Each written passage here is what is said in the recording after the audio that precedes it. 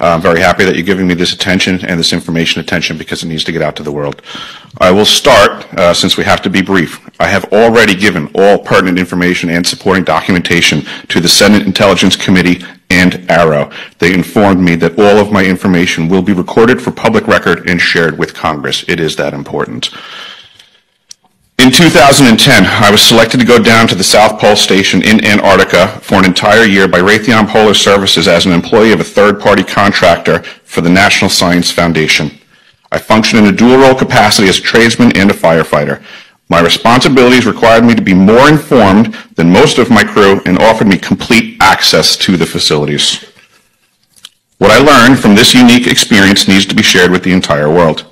The technology at the South Pole Station certainly can do what it is presented as its primary purposes, and unfortunately, much more. The Ice Cube neutrino detector is presented as a passive listening device for the purposes of the science as presented. But I'm going to skip right through the chase, folks.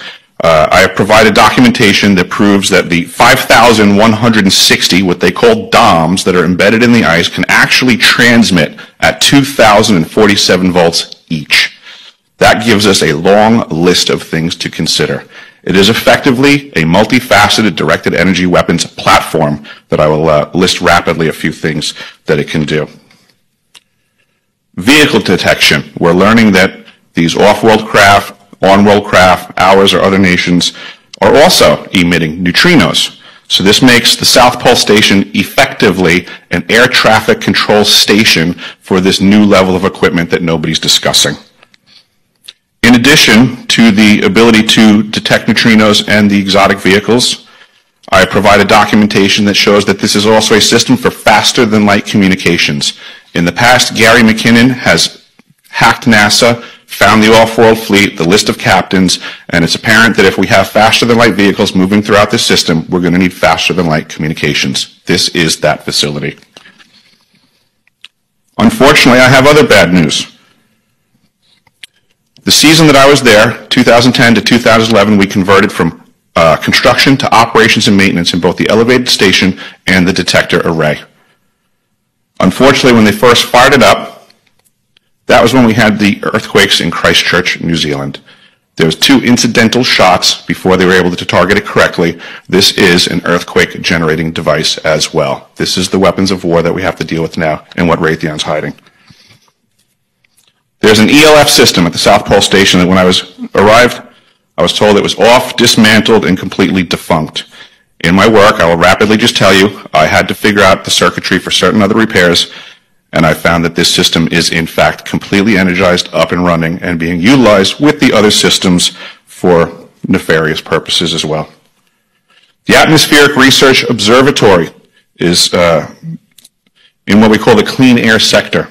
I witnessed myself a very powerful green laser shooting out of the top of this facility into the cosmos.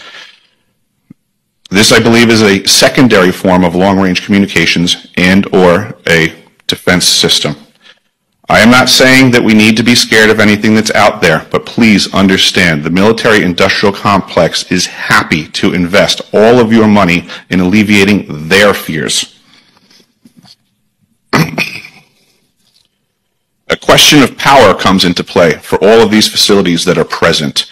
I assure you, I knew what was going on, I knew the load demands of the facility, and all of these new items exceed the demand for the systems that I was presented.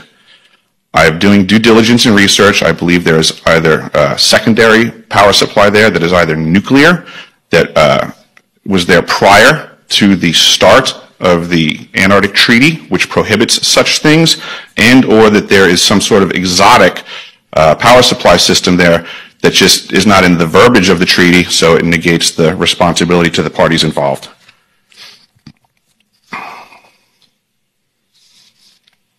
I think that pretty much covers it for time. If anybody wants to find out more, I have a website where all this information is at. For brevity, I'll wrap it up, but you can go to deciphering.tv. I've documented all of this stuff, and information is available. Awesome. Thank you.